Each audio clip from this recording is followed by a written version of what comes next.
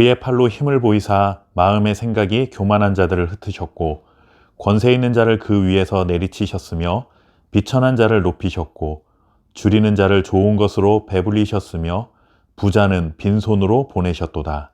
아멘. 연대를 표기할 때 주전 혹은 주후라고 사용을 합니다. 잘 아시겠지만 주전과 주후를 나누는 것은 예수님의 탄생이 그 기준이 됩니다. 그만큼 예수님의 탄생은 일반적인 인류의 역사에서도 중요한 위치를 차지하고 있다는 반증이라고 할 수 있는 것이죠. 사실 인류 역사상 일어난 일 중에 가장 큰 놀라운 일은 하나님의 아들이 인간들이 살아가는 세상 속으로 찾아오신 것입니다. 세상에 많은 종교들이 있지만 기독교를 제외한 모든 종교는 그 종교에서 믿는 절대자 혹은 신에게 사람들이 다가가는 것입니다.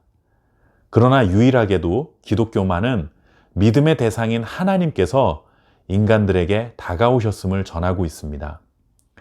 그러니 하나님이 인간 세계에 찾아오신 것부터가 세상의 보편적 가치관을 뒤집는 놀라운 일의 시작인 것입니다. 이런 의미에서 복음은 사람들이 상상하고 생각해온 모든 것과 완전히 정반대되는 것이라 말할 수 있는 것이죠. 인류를 구원하시고자 하실 때에 아무런 힘도 없는 아기를 탄생시키는 방법으로 그 일을 하실 것이라고 누가 상상했겠습니까? 아마도 저와 여러분이라면 그런 방법으로 하지 않았을 것입니다. 인류의 구원이라는 거창한 일을 위한 세상의 방식은 아마도 굉장히 소란스럽고 세상 모든 사람들의 이목이 주목될 만한 대단한 방법이었을 것입니다.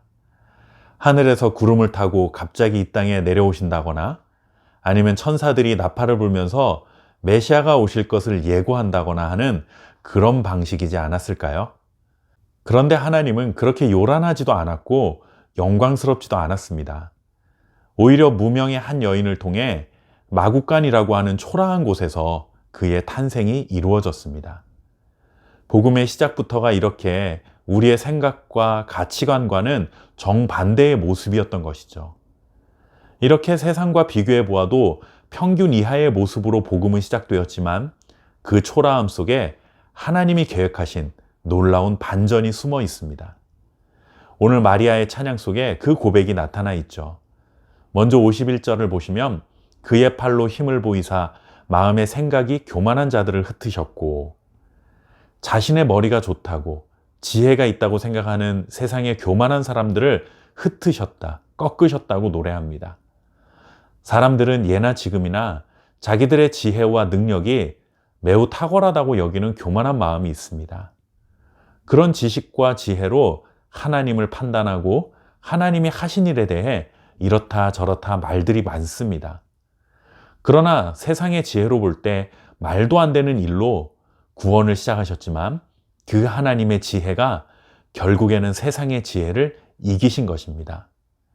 다가오는 성탄절에는 예수님의 탄생을 통해 스스로 지혜롭다고 생각하는 교만한 자들의 생각을 꺾으시고 역전승을 거두신 하나님의 지혜를 풍성히 경험하는 복된 날이 되시기를 바랍니다.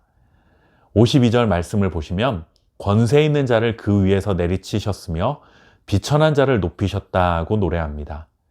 세상의 왕, 만왕의 왕이라는 표현과는 전혀 어울리지 않는 모습으로 예수님께서 이 땅에 오셨지만 결국 예수님은 세상의 권세자들을 꺾으시고 하나님의 통치를 이루실 것이라는 고백인 것입니다. 사람들은 스스로 높아지려고 합니다.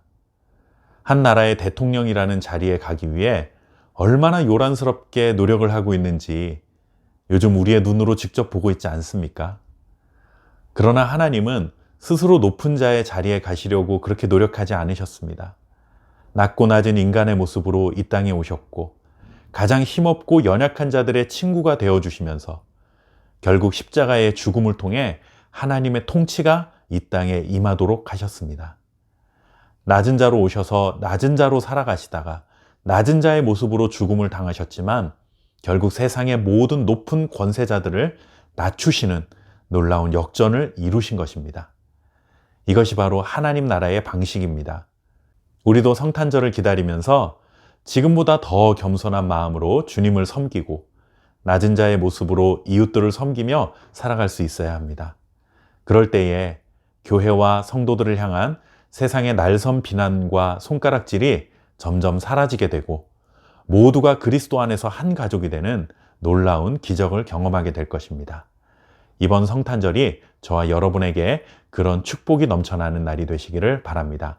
감사합니다.